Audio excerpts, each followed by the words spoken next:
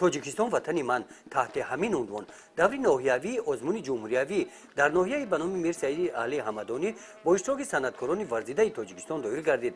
کارمندان بخش فرهنگ ناحیه، هنرمندان جوان، اشتراکچیان دیگری آزمون با این چهاربینی سطح جمهوریوی آمادگی خوب دیده نزد استادان صنعت، هنر و مهارت خود را نشان می‌دهند. در آغاز خواهد کرده شد که مقصد برگزاری آزمون جمهوریوی تاجیکستان وطنی من دریافت استعدادهای نو بوده، احیا و ارزش‌های فرهنگی که در دوام عصرها یگانگی معنوی مردم را حفظ می‌کردند عبارت می‌باشند.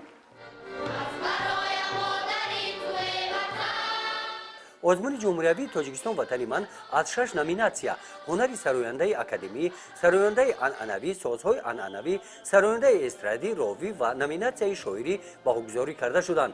اشتراکچیان آزمون دستپروران مکتب موسیقی ناحیه، کارمندان جوان فیلارمونی مردمی به نام آدینا هاشیموف با خار عمومی، سرودهای یکا، نوازش یکا، با سازهای عنعنوی، غژک بنای، قرائت شعر و غزل نزد حکمان آزمون و مخلصان شعر و سرود برآمد کردند.